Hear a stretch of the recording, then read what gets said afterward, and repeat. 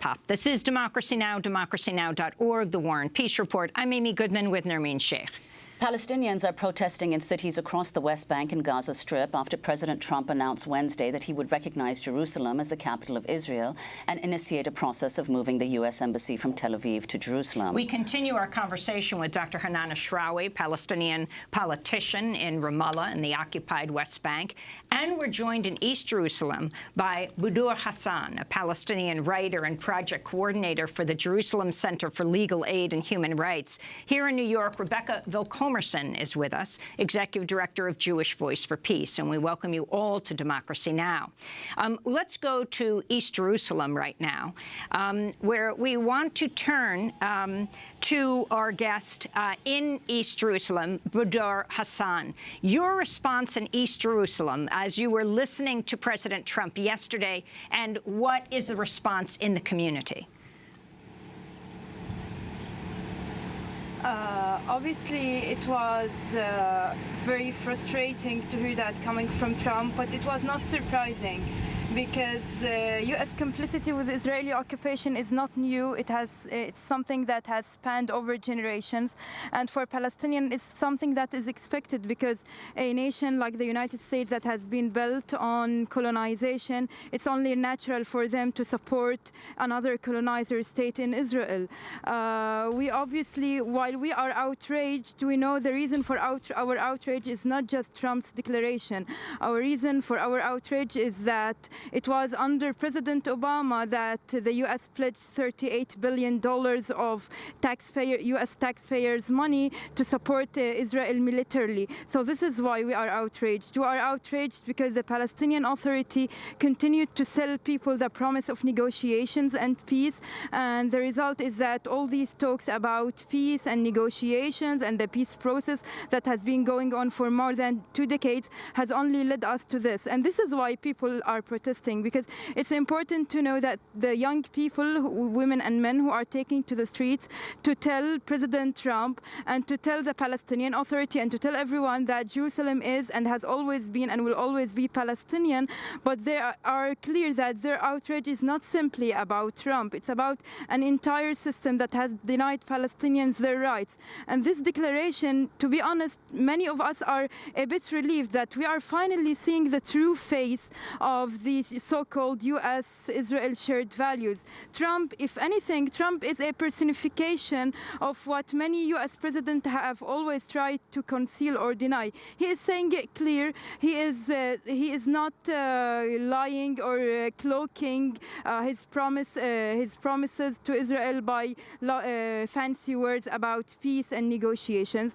And this is why now our battle is much more clearer. It's a we know that this is a battle to to liberate our country and also to dissolve the PA, because we believe, and many protesters have said that today and will continue to say that if the Palestinian Authority is actually right or true in its indignation about what Trump has done, it must be dissolved first and foremost, and it must declare that the Oslo Accords are null, and it also must strip Israel of its recognition. Only when the Palestinian Authority does that, we can talk about the possibility of rebuilding a national movement. But meanwhile, we cannot take the anger of the PA seriously while it continues to recognize Israel and the legitimacy of the Israeli state. President Trump's son-in-law, Jared Kushner, is heading the Trump administration's efforts to broker an Israeli-Palestinian peace plan. But quietly, the Kushner company's charitable foundation is continuing to fund a far right-wing Israeli settlement in the West Bank that is considered illegal under international law. ProPublica reports that the Kushner company's charitable foundation made a donation of at least $18,000 at the master builder's level to American Friends of Bet El Yeshiva Center. While the charity has given to the settlement in the past, ProPublica reports this appears to be the first time they've done so, while Kushner, whose title is Senior Advisor to the President, is the lead administration official brokering a peace plan. So, Rebecca Vilkomerson, you're the head of Jewish Voices for Peace. Could you comment on this, the fact that the president's son-in-law is a part of a foundation that's providing funding to this far right-wing group in Israel Israel, and also what the response here in the U.S. has been among Jewish organizations to Trump's announcement yesterday. Yeah, I mean, I think something that Budar Hassan said is very important, which is that in some ways, you know, we know there's going to be incredible damage from this announcement, but there is potentially a silver lining, which is that the U.S. ongoing policies of supporting Israel tacitly and being complicit in Israel's policies are being completely laid bare. And it's not just Jared Kushner. We have the U.S. ambassador, David Friedman, who has also been a personal fundraiser for settlements as well. So we have the actual...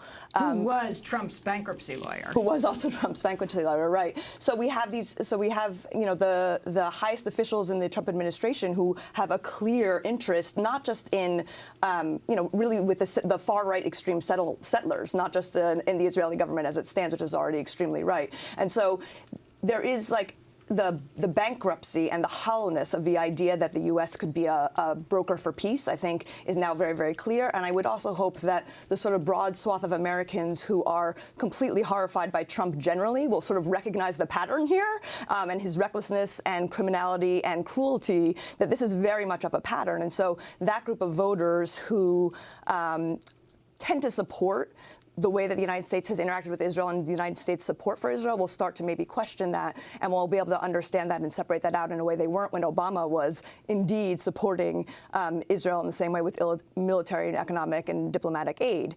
In the Jewish community, you know, AIPAC is supporting this move. Some other big organizations are supporting this move. One of the organizations that I think was very surprising for many of us in the Jewish community was the Anti-Defamation League, strongly supported this move. And they're ostensibly a civil rights organization, but they're here taking a position that is absolutely against the human rights of Palestinians, not just who are living in Jerusalem, but all around the world. So I think there was a very strong reaction against their public statement in favor of this decision yesterday. And so my hope is that this is the response to it is an indication of the shift in the Jewish community to really starting to understand that the United States can't keep playing this role. I wanted to ask Dr. Hanan Ashrawi about the role of President Trump's son-in-law, Jared Kushner, who's also under an increasing microscope in investigations in Congress and the special prosecutor. You mentioned the political pressure at home. So he spent a lot of time with the man known as MBS, the Crown Prince in Saudi Arabia. Mohammed bin Salman is considered very close to him, not to mention extremely close to the Prime Minister of Israel, Netanyahu, who slept in his bedroom when he was growing up, when he would visit before he was prime minister. Now, while Saudi Arabia has spoken out against Trump's move, there are some who are saying privately he has already checked with them and that they support him. Is this possible? What does this mean? And what about the role of Jared Kushner as the supposed peace negotiator in the Middle East between the Palestinians and the Israelis?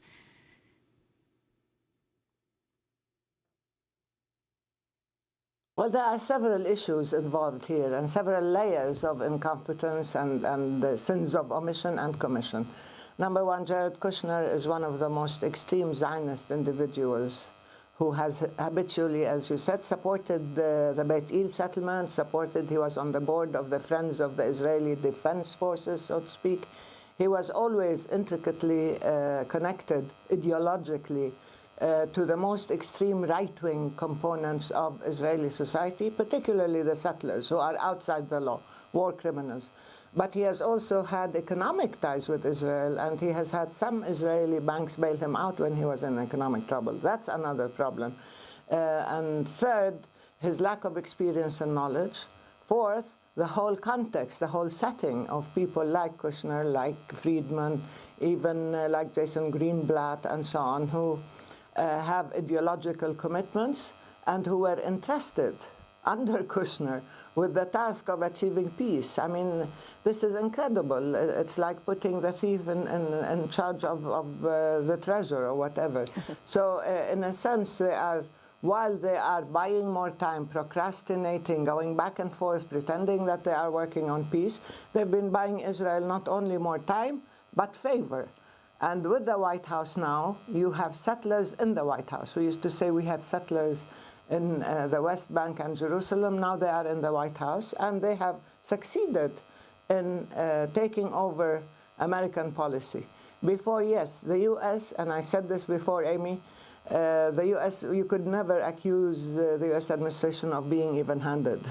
But now it's complicit. That's the difference, that it has become part of the crime rather than at least trying to maintain a semblance that it's outside this or that it can maintain a distance. It cannot. And that's why it has destroyed its standing and chances for peace. But what's alarming now, and I agree there's a silver lining that things are out in the open in a very crude way, in a very ignorant way, and a irresponsible way, which is no source of comfort because the U.S. cannot contain its actions. We used to say, well, the poor Americans, look what they got. But now it's the poor world because any decision taken in Washington has repercussions all over the world. I mean, they're capable of destabilizing the whole region. They're capable of weighing in favor of impunity and lawlessness and violating international law and UN resolutions. They're capable of becoming partners in crime. And they're capable of doing all that and still, in a very talking about peace, as though they are doing this for the sake of peace. So it's not just a question of individuals. It's a question of combination of factors, of special interests, of economic interests, of ideological commitments, and of course of lack of experience and foresight when it comes to the necessity, when it comes to the need to understand not just the intricacy, but the components of the situation. I don't call it a conflict. This is a situation where you have occupied and occupied, where you have one military force enslaving a whole nation and holding it captive and stealing its land and resources and getting away with it and getting support and cover from the U.S. to pursue this and buying more time. So I don't think at any point was there any hope or chance that the Trump administration or the U.S. Would be an even-handed peace broker or would try to oversee a just solution. So now that this has become clear to everybody, something we've been talking about for years. I started in '91 talking about this, and I was in charge of negotiating with the Americans. But the problem now is that we have to minimize the damage that they are doing, and at the same time we have to mobilize the Arabs, the Europeans, the rest of the world, international organizations, and so on. And we have to put our own house in order. I don't want to transform this discussion into, sort of internal mea culpas and so on. Yes, there are problems and issues that are domestic, but now we are facing serious problems. And we do have to, in a sense, band together. We have to try to face this external challenge in a way that is unified, responsible, with a cohesive and bold strategy, because our first responsibility is to maintain people's ability to stay on the land, to maintain people's ability to resist and to withstand such an onslaught of several factors, several forms of aggression, some of them military by the Israeli army, some of them economic, some of them in terms of siege, others in terms of political and legal negation, and so on. All these different forms of assaults on Palestinian reality and rights require that we face them with a unified front, with a clear and bold strategy, and try to maximize all those areas and sources of strength that we could use in order to protect our cause and our land and our people. Well, Dr. Ashrawi, could you say a little about what you expect the response, both in Israel and Palestine, to be? Reportedly in Israel, not just people in Netanyahu's administration, but also more liberal politicians have welcomed this move by Trump. And you yourself have said that by making this move, Trump has emboldened terrorists and more extreme elements within Palestine, as well as the most aggressive elements of the Israeli Netanyahu administration. So what kind of response do you expect?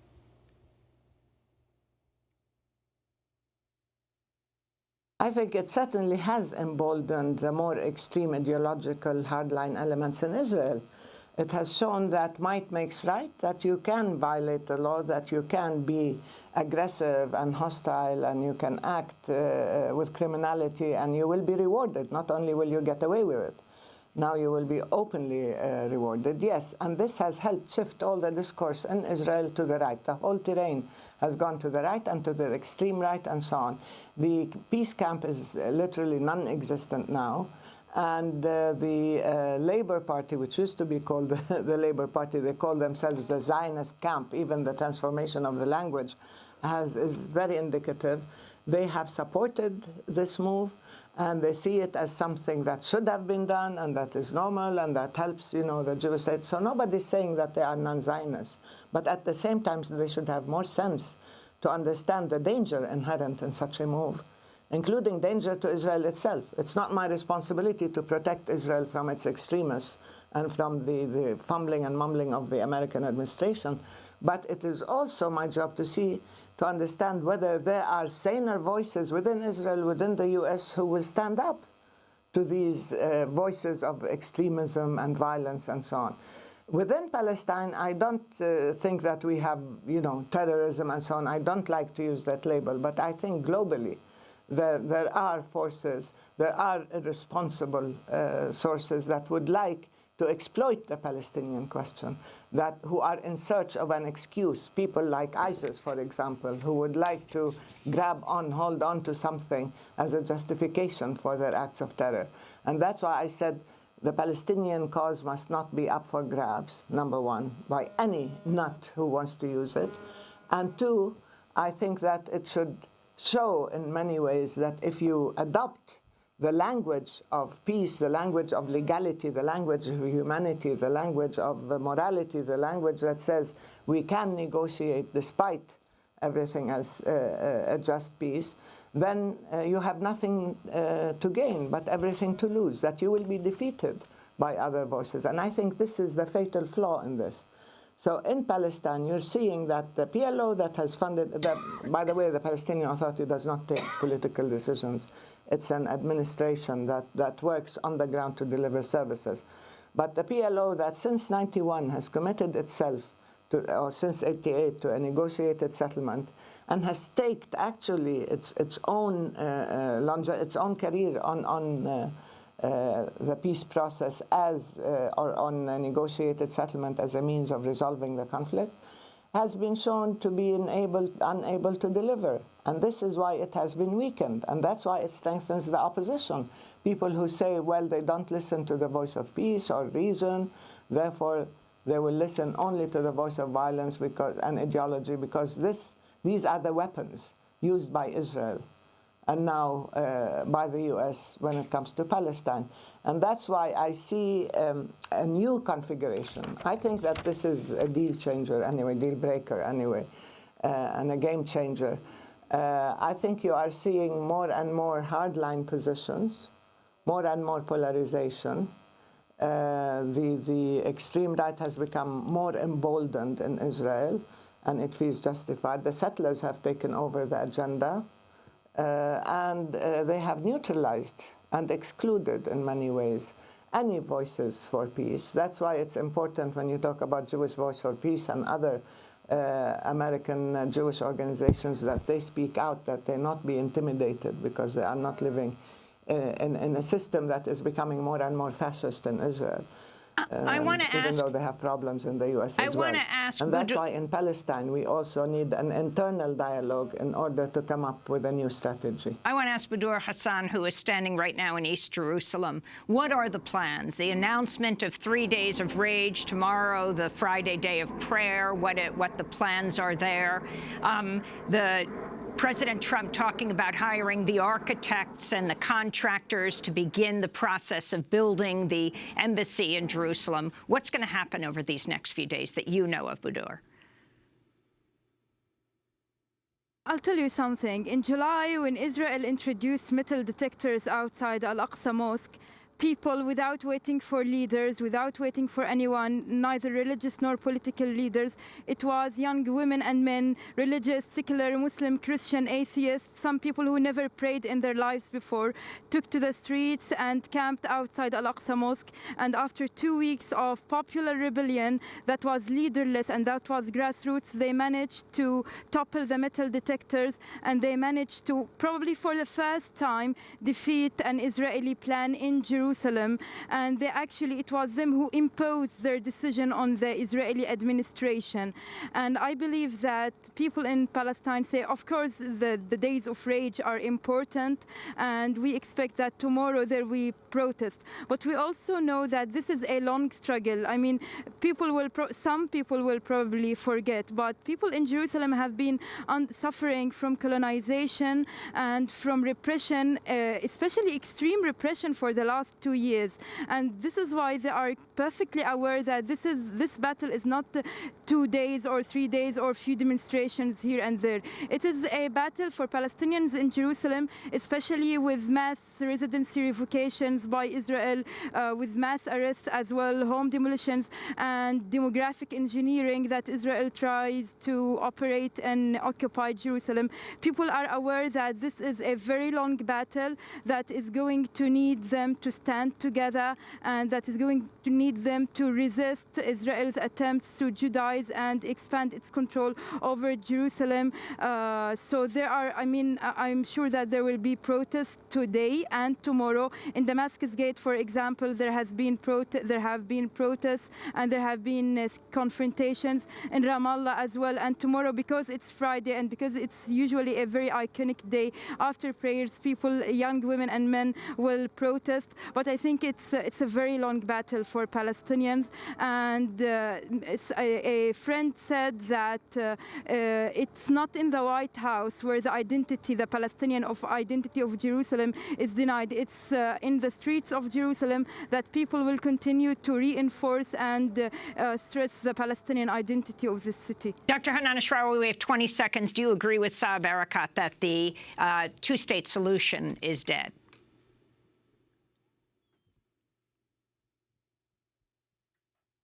It has been for some time now, but it was a very convenient myth that kept the image, the facade of a process ongoing, and that was used constantly to pacify those who felt that, they've done their national duty, like the Europeans and others, by saying we are committed to the two-state solution, but standing aside and allowing Israel to destroy it single-handedly.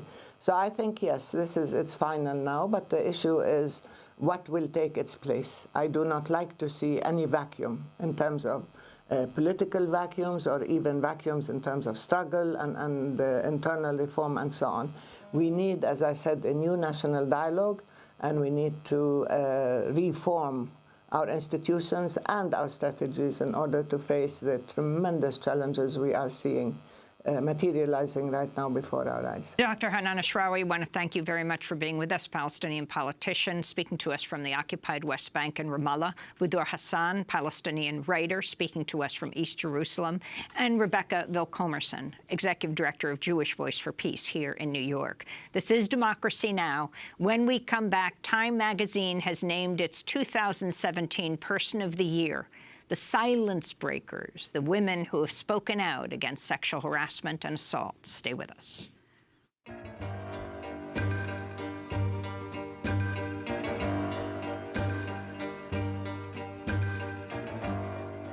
You don't own me. I'm not just one of your many toys. You don't own me. Don't say I can't go with other boys.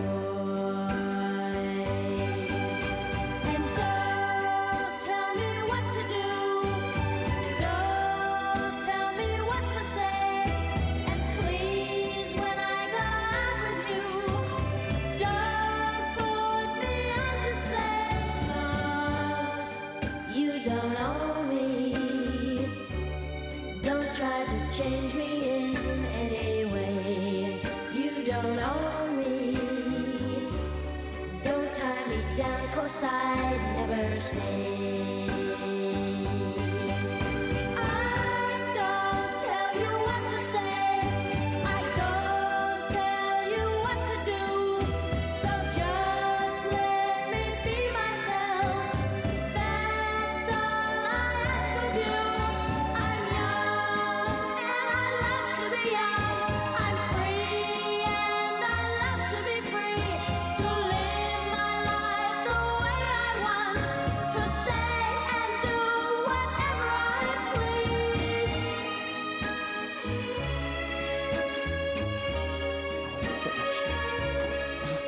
You Don't Own Me by Leslie Gore here on Democracy Now!, democracynow.org, The War and Peace Report. I'm Amy Goodman with Nermeen Sheikh.